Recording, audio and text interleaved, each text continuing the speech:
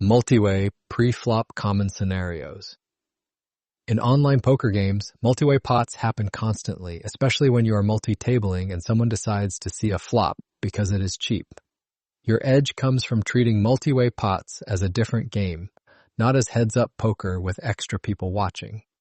The two big mistakes I see are simple. First, players build big pots with hands that do not realize equity well, multiway. Second, they hope the field plays passively, then get trapped in squeeze spots or rake heavy, low expected value flops. We are going to make this practical. Multiway pre-flop decisions are mainly about who is left to act, equity realization, stack-to-pot ratio, and the fact that you need more raw equity to continue when multiple ranges are involved. Rake matters too, particularly at small and mid-stakes online, but it is one input, not the whole story. What changes pre-flop when it goes multi-way? Heads up, position and initiative are huge. Multi-way, they still matter, but relative strength is everything. You do not win because you have a hand. You win because your hand performs well versus multiple ranges and can keep improving across runouts. There are 3 structural shifts you must internalize. First, tighten your continuing range. More players means fewer bluffs and fewer marginal calls. Your standard defend often becomes a fold. Second, value thresholds go up. The top of range gets paid, second best hands get punished. Hands like King-Jack offsuit and Ace-10 offsuit look playable, but they bleed expected value when dominated in multi-way pots. Third, squeezes print when stacks and positions cooperate. Dead money plus capped callers is a real expected value engine online, especially when open sizes are small. Here's the mindset. If you cannot answer what is my plan versus a squeeze, and how do I realize equity post-flop if called in 2 spots, you are not ready to put money in pre-flop. The multi-way pre-flop hierarchy. When you face an open and 1 or more calls, you should run a quick hierarchy. This keeps you out of hope poker and forces disciplined choices. First, positions behind you. The more aggressive players left to act, the more your calls get punished. If button and small blind are regulars who squeeze, calling in cutoff becomes a leak. Second, stack depth. At 100 big blinds, high card strength and clean realization matter. Deeper than 150 big blinds, suited and connected hands gain, but only if you can avoid dominated spots. Third, rake and pot geometry. Multi-way pots hit the rake cap fast on many online sites. That makes thin calls worse, and it increases the value of taking aggressive lines that end the hand preflop or create a clear value edge. Fourth, player types. Loose passives create overlay, but they also create reverse implied odds for dominated hands. Maniacs increase squeeze frequency, which pushes you toward 3-bet betting or folding rather than flatting. Scenario bucket 1. You open, get multiple callers. This is the most common online spot. Your adjustment is not just see bet less. The real work is pre-flop sizing, range selection, and building pots with hands that like multi-way construction. Range selection should shift toward hands that either dominate callers or can make robust nutted hands. That means more ace-queen offsuit and better, more king-queen suited, more suited broadways, and fewer offsuit middling broadways. Small suited gappers that rely on fold equity lose value because you are less likely to get folds post-flop. Sizing is subtle. Versus 1 caller, a small open is fine in most pools. Versus multiple callers, if the pool does not punish larger opens, you can size up slightly from early position and middle position to reduce the number of callers and increase immediate expected value. Do not overdo it. If you bloat pots out of position with hands that are not top tier, you create your own problem. First, good candidates to open and happily play multi-way. Pocket queens and better, ace-king, ace-queen, king-queen suited, ace-jack suited, jack-10 suited. Second, marginal opens that become expensive when called by 2 players, king-jack offsuit, queen-10 offsuit, ace-9 offsuit, king-10 offsuit. Context dictates strategy. If you open cutoff and button plus big blind call, you are not entitled to win with second pair. Your win rate comes from protecting your range structure pre-flop and avoiding dominated high-rake, low realization lines. Scenario Bucket 2. You face an open and a call. This is where most players donate. They see good price and call. The problem is that the price is fake. You are paying with future expected value because being sandwiched kills realization and invites squeezes. Your default options are squeeze or fold. Flatting is allowed, but it is a specialist tool for the right hands in the right seats with the right player types behind. When squeezing prints. First, the opener is wide and folds to 3 bets at a meaningful frequency. Second, the caller is capped, often a weaker player calling too much. Third, you have blockers, suitedness, or a hand that plays fine when called. Fourth, there are aggressive players behind who will punish your flat. When flatting can be fine, first, you are in position versus both players. Second, you have a hand that realizes well multi-way, typically suited and connected, or a strong suited Broadway. Third, stacks are deep enough to win big pots when you hit, but not so deep that dominated hands get crushed without recourse. And I want to be clear on the anti-hope poker point. Calling to set mine with small pairs in multi-way pots is not some automatic license to print. If stacks are 100 big blinds, rake is high, and you are out of position, your implied odds shrink fast. You can still call some pairs, but you need a disciplined plan for squeezes and for post-flop lines when you miss. Scenario Bucket 3. You are in the blinds, facing open and calls. The blinds are where multi-way pots punish people the hardest. You are out of position, rake is pulling expected value out of the pot, and you have to act first post-flop. Most online pools defend too wide here, and then wonder why they cannot win in the blinds. Your 2 strongest tools are linear 3-betting and overfolding. That is not nitty, that is professional. If you call with hands that make second-best pairs, you are signing up for reverse implied odds against multiple players.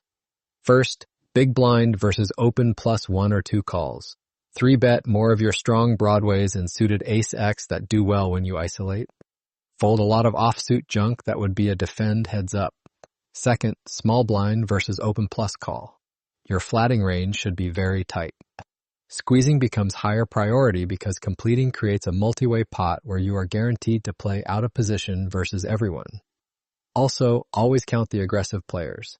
If button is a thinking regular and you are in the big blind, your call versus under the gun open and middle position call gets attacked by button squeezes. The fact that button is still to act is not trivia, it is the core variable. Scenario Bucket 4. Overcalls and cold calls in online pools. Overcalling is the easiest way for recreational players to leak and the easiest way for regulars to become solid but stuck. Multi-way overcalls have to clear a high bar because you are rarely closing the action, and you are rarely guaranteed good realization. Use these filters before you overcall. First, are you closing the action, or is there a player behind who can squeeze? Second, does your hand make nutted hands, or does it make dominated one pair? Third, does your hand block squeezes and continue well if squeezed? Fourth, will you be in position post-flop against the likely continuing players? Hands that look pretty, like king-jack offsuit, queen-jack offsuit, and ace-10 offsuit, fail these filters constantly. They make one pair, they get dominated, and they realize poorly when 5 cards hit the board and someone always connects. Practical range guidance for 100 big blinds online. Cash. I am not going to give you a memorization chart. I want you to understand why the chart looks the way it does. Multi-way pre-flop favors hands with high card robustness and nut potential. It devalues hands that win only by fold equity or thin one-pair value. First, squeeze range tends to be more linear versus open plus call. Add hands like ace-jack suited, king-queen suited, ace-queen offsuit, pocket tens, and better more often. Mix some suited ace-x bluffs when the opener folds a lot and the caller is capped. Second, flatting range shrinks when you are not closing the action. The biggest upgrade you can make is folding hands that you used to call because suited or because connected. Third, small pairs are situational.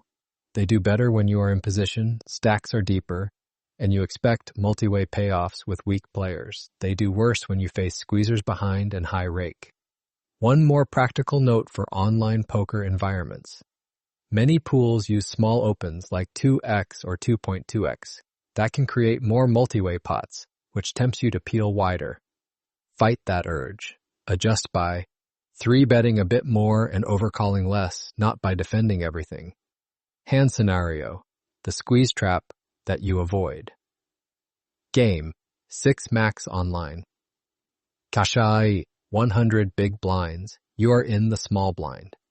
Hero, King of Hearts. Jack of Clubs. Preflop action, under the gun opens to 2.2 BB. High. Jack calls. Cutoff is a thinking regular with a history of squeezing. Button is unknown. You are in the small blind with King of Hearts, Jack of Clubs. This is the spot where people complete the small blind and tell themselves, if the big blind comes along, I am getting a great price. That is hope poker. You are not closing the action, and you are about to play a bloated multi-way pot out of position with a hand that makes dominated top pairs. Best default? Fold. It is disciplined, and it saves you from the 2 most common bad outcomes. First, cutoff squeezes to 11 BB. You fold and burn your blind anyway. Second, it goes multi-way. You flop Jack of Diamonds, 7 of Spades, 2 of Clubs, and you end up guessing for stacks versus ace. Jack, King, Jack suited, overpairs and random sets.